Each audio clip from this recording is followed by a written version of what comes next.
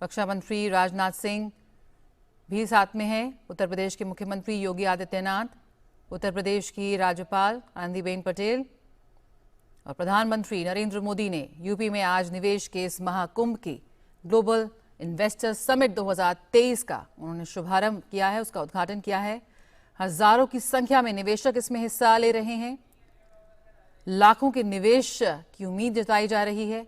40 से ज्यादा देशों से प्रतिनिधि आ रहे हैं इसमें भाग लेने के लिए।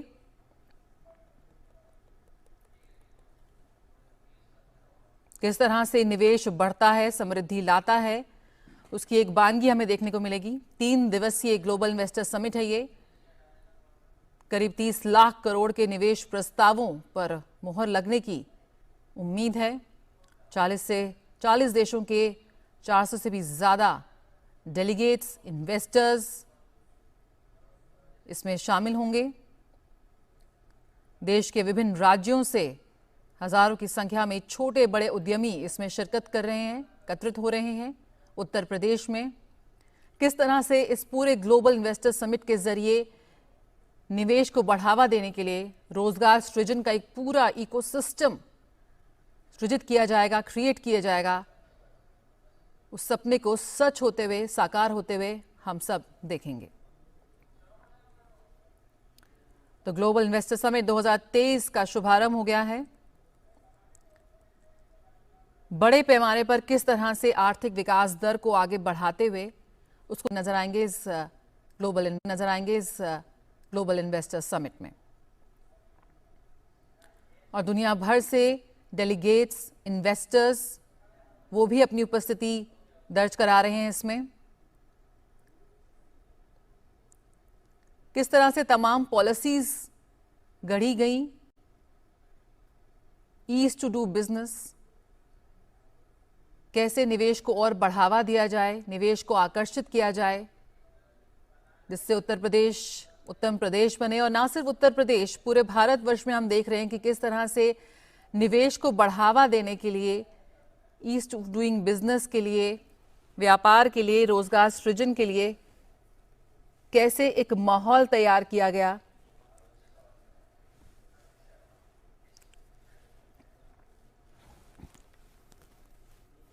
और हमारे साथ इस वक्त हमारे संवाददाता अरुण शर्मा जुड़ गए हैं। अरुण, बिल्कुल कह सकते हैं कि ये निवेशकों का एक महाकुंभ है जिसकी शुरुआत हुई है ना सिर्फ हमारे देश से और पूरी दुनिया। आपको याद होगा कि प्राइम मिनिस्टर नरेंद्र मोदी जब गुजरात के मुख्यमंत्री थे तो उन्होंने सबसे पहले इस तरह के इन्वेस्टर समिट का आयोजन किया था गुजरात के अंदर, जिसको वाइब्रेंट गुजरात का नाम दिया गया था।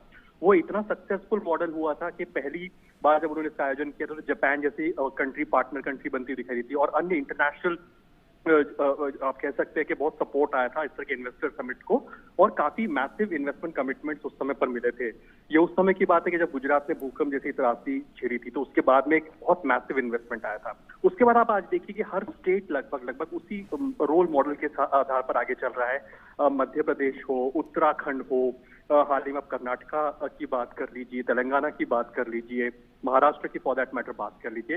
हर स्टेट एक तरह से इन्वेस्टर समिट का आयोजन कर रहा है। इस इन्वेस्टर समिट के आयोजन के पीछे खास मकसद इस बात पर है कि वो अपने स्टेट की स्ट्रेंथ को, जो बिजनेस की स्ट्रेंथ है, उस दिशा के अंदर कैसे इन्वेस्टमेंट को आकर्षित कर सके। आज जब उत्तर प्रदेश इन्वेस्टर समिट का आयोजन करने जा रहा है तो एक तरह से जो उनके आंकड़े बता रहे हैं वो कह रहे हैं कि 22 लाख करोड़ के आसपास या उससे ज्यादा के जो इन्वेस्टमेंट प्रपोजल्स हैं, जो इन्वेस्टमेंट कमिटमेंट्स हैं, वो उसको एक्सपेक्ट कर रहे हैं। ये इन्वेस्टमेंट जो कमिटमेंट्स आते हैं मोस्टली ट्रांसलेट होते हैं इनटू इन्वेस्टमेंट्स के अंदर at the end of the day.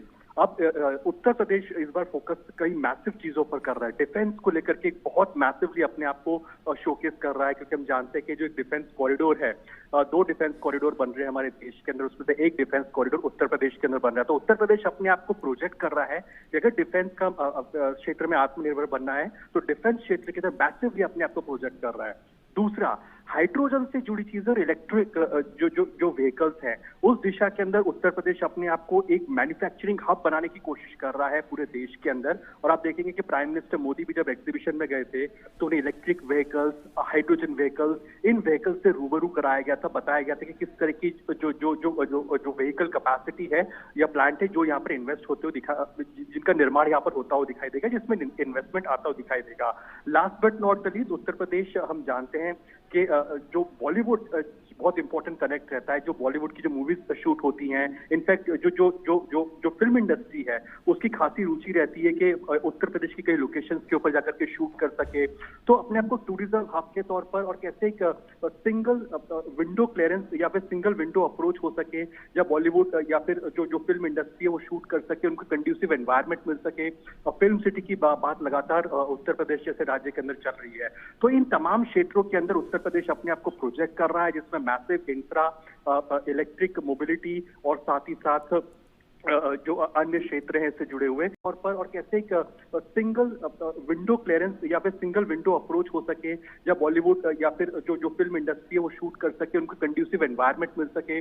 Film city की बात लगातार उत्तर प्रदेश जैसे राज्य के अंदर चल रही है। तो इन तमाम क्षेत्रों के अंदर उत्तर प्रदेश अपने आप को प्रोजेक्ट कर रहा है, जिसमें मैसिव इंफ्रा, इलेक्ट्रिक मोबिलिटी और साथ ही साथ जो अन्य क्षेत्र हैं इससे जुड़े हुए उसके अंदर उत्तर प्रदेश इन्वेस्टमेंट को आकर्षित करने की दिशा में आगे बढ़ रहा है। आज आपको बता रहे हैं कि जब प्रधानमंत्री नरेंद्र मोदी का संबोधन होगा इस इन्वेस्टर समिट के अंदर, इस ग्राउंड ब्रेकिंग सेरेमनी के अंदर, तो उससे पहले कई जो देश के टॉप कॉर्पोरेट दिग्गज हैं उनका भी संबोधन रहेगा। तो जाहिर सी बात है, देखना ये होगा कि किस तरह के इन्वेस्टमेंट कमिटमेंट उत्तर प्रदेश की में निकल करके आते हैं इन कॉर्पोरेट घरानों से। लेकिन एक बात तय है कि इस समय में जब दुनिया भर में अनिश्चितता के बादल हैं, अनसर्टेनिटी है, की बात चल रही है, ले ऑफ्स की बात चल रही है, ऐसे में भारत के अंदर इन्वेस्टमेंट आ रहा है और एक तरह से हर स्टेट कंपीट कर रहा है हर एक दूसरे स्टेट के साथ में कि कैसे वो एक बेटर इन्वेस्टमेंट लेकर के आ सके अपने स्टेट के अंदर। तो ये पूरे एक कोऑपरेटिव फेडरलिज्म के लिहाज से एक बहुत अच्छी बात कही जा सकती है, जहां पर एक बेहतर इन्वेस्टमेंट के लिहाज से देश आगे बढ़ रहा है। उत्तर प्रदेश एक बहुत ही प्रोमिनेंट रोल प्ले कर रहा है। अगर भारत को 7-7.5% की विकास दर से ग्रो करना है तो उत्तर प्रदेश जैसा राज्य बहुत इंपॉर्टेंट रोल प्ले करता है इस इन्वेस्टमेंट स्ट्रैटेजी के लिहाज से। बिल्कुल अरुण, जिस तरह से आपने अनिश्चितता की बात की, तो ऐसे में हम देख रहे हैं इस वक्त तो पूरे दुनिया में जो तरह का ले ऑफ का जो इस समय बातें आ रही हैं, उसके बीच यहाँ पर हम कह सकते हैं कि रोजगार सृजन के नए द्वार खिलते नजर आएंगे। अगर मौजूदा निवेश, तमाम निवेश की अगर हम बात करें, इन तमाम प्रस्तावों की बात करें, अगर वो धरातल पर उतरते हैं तो ऐसे में करोड़ों की संख्या में यहाँ पर रोजगार सृजन होगा, जो सीधे सीधे तौर पर हमारी युवा शक्ति को ध्यान में रखता है, उनको केंद्रित करता है सीधा। बिल्कुल, प्राइम मिनिस्टर नरेंद्र मोदी, अगर आपको याद हो तो उनका अप्रोच बड़ा इंक्लूसिव इन नेचर रहता है।